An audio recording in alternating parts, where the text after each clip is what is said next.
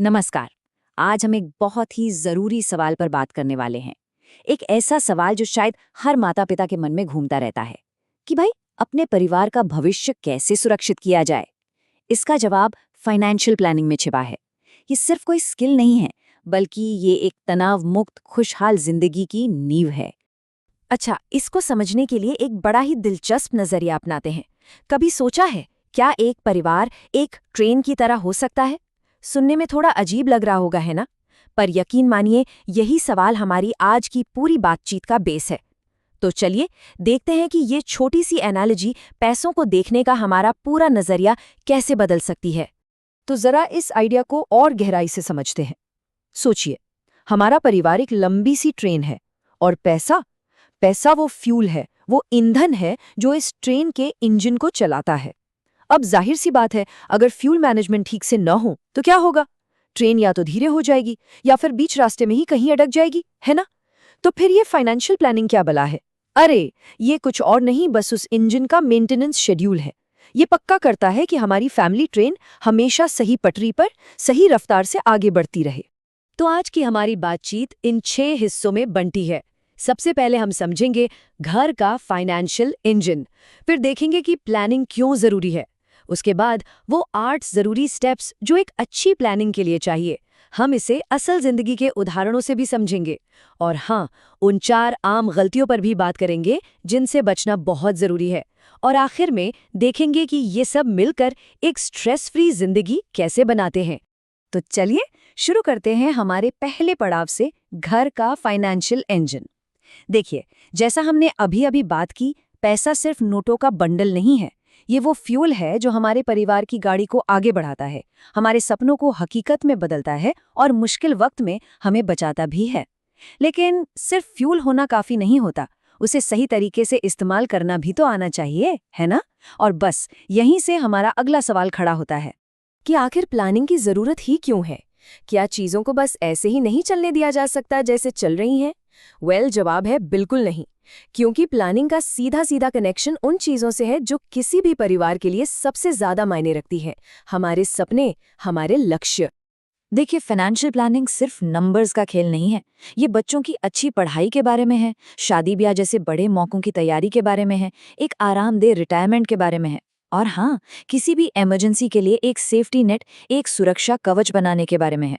इसका मकसद सिर्फ पैसा खर्च करना नहीं, बल्कि उसे ग्रो करना है, उसे बढ़ाना है, ताकि एक स्ट्रेस फ्री और सिक्योर जिंदगी जी जा सके। तो क्यों का जवाब तो हमें मिल गया। अब आते हैं कैसे पर। देखिए, हर इंजन को ठीक से चलाने के लिए एक टूलकिट की जरूरत पड़ती है ना? तो फिर हमारे इस फाइनेंशियल इंजन को मैनेज करने वाली टूलकिट में क्या क्या टूल्स हैं? चलिए एक नजर डालते हैं। ये हैं वो 8 जरूरी चीजें जो एक मजबूत फाइनेंशियल टूलकिट बनाती हैं। सबसे पहले बजटिंग, मतलब पैसे कहाँ से आ रहे हैं और कहाँ जा रहे हैं, इसका हिसाब रखना। फिर इमरजेंसी फंड, यानी अचानक आई मुश्किलों के लिए तैयारी। एजुकेशन प्लानिंग, बच्चों के फ्यूचर के लिए। इंश्योरेंस, मतलब परिवार के लिए एक सुरक्षा कवच। इन्वेस्टमेंट डाइवर्सिफिकेशन, यानी अपने पैसे को अलग अलग जगह लगाकर रिस्क कम करना। रिटायरमेंट प्लानिंग, मतलब बुढ़ापे को सिक्योर करना। डेट मैनेजमेंट, यानी कर्ज के बोझ को संभालना। और आखिर में टैक्स प्लानिंग, अपनी मेहनत की कमाई को बचाने के लिए। ये सब मिलकर एक बहुत ही मजबूत फाउंडेशन तैयार करते हैं। अच्छा, अब तक तो हमने थ्योरी की बात की।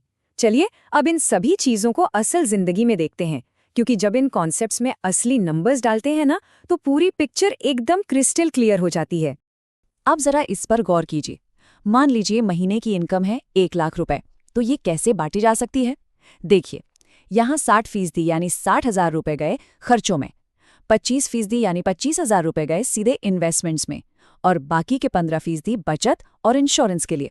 ये क्या दिखाता है? यही कि जब हर एक रुपए का मकसद तय हो तो पैसों पर कंट्रोल रखना कितना आसान हो जाता है।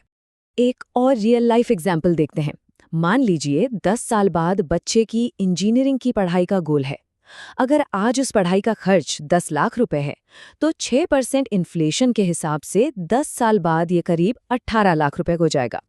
अब सवाल ये है कि ये रकम जमा कैसे होगी? इसका एक तरीका है, हर महीने सिर्फ 12,000 रुपए की एसआईपी यानी सिस्टमैटिक इन्वेस्टमेंट प्लान शुरू करके।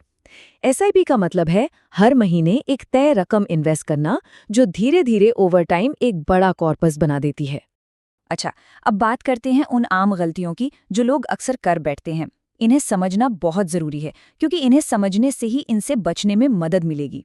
सबसे पहली और सबसे आम गलती ये सोचना कि सिर्फ पैसे बचा लेना ही काफ़ी है। लेकिन हकीकत कुछ और है। हकीकत ये है कि महंगाई, जिसे हम इन्फ्लेशन कहते हैं, वो एक ऐसे चोर की तरह है जो धीरे धीरे हमारे बचाए हुए पैसे की कीमत कम करता जाता है। और इससे लड़ने का सिर्फ एक ही तरीका है, इन्वेस्टमेंट, अपने पैसे को महंगाई से ज़्यादा तेज़ी से बढ़ाना। दूसरी गलती है इंश्योरेंस को ऑप्शनल समझना। सच तो ये है कि ये ऑप्शनल नहीं बल्कि बेहद ज़रूरी है। ये किसी भी अनहोनी के खिलाफ एक ज़रूरी प्रोटेक्शन है, एक ऐसा सुरक्षा कवच जो बुरे वक्त में परिवार को किसी भी बड़े फाइनेंशियल क्राइसिस से बचाता है। और तीसरी गलती, रिटायरमेंट प्लानिंग को टालते रहना। मतलब ये सोचना कि अरे अभी तो बहुत टाइम है। लेकिन सच ये है कि जितनी जल्दी शुरू किया जाए, कंपाउंडिंग की जादुई पावर का उतना ही ज़्यादा फायदा मिलता है। कंपाउंडिंग मतलब आपके मुनाफे पर भी मुनाफा बनना। ये एक ऐसी ताकत है जो एक छोटे से इन्वेस्टमेंट को भी वक्त के साथ बहुत बड़ा बना सकती है। तो अहम बात यही है कि शुरुआत जल्दी करनी है। और आखिरी चौथी आम गलती, लाइफस्टाइल के खर्चों के लिए हाई इंटरेस्ट वाले लोन ले लेना। ये एक ऐसा बोझ बन जाता है जो हमारे फाइनेंशियल गोल्स की ट्रेन को पटरी से उतार सकता है। प्रायोरिटी हमेशा महंगे कर्ज को जल्द से जल्द चुकाने की होनी चाहिए, इसमें कोई दो राय नहीं। तो इन सभी स्टेप्स को फॉलो करने और गलतियों से बचने के बाद हम वापस वहीं पहुंचते हैं जहां से शुरू किया था, उस आखिरी मकसद पर जिसके लिए ये सारी मेहनत है, एक स्ट्रेस फ्री खुशहाल पारिवारिक जीवन।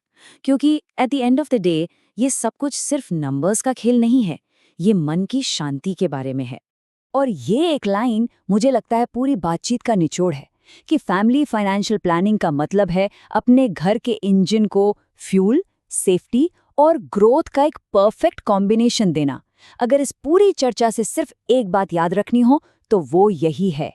तो जाते जाते एक सवाल छोड़ जाता हूँ। अब जब हमारी ट्रेन का इंजन चल पड़ा है तो इसका मेंटेनेंस शेड्यूल क्या है? मतलब अपनी फाइनेंशियल हेल्थ की रेगुलर चेकअप कैसे होगी? क्योंकि देखिए, एक अच्छा प्लान बना लेना तो बस पहला कदम है, असली जीत तो उसे लगातार बनाए रखने में है। ये सोचने के लिए एक बहुत ज़रूरी सवाल है,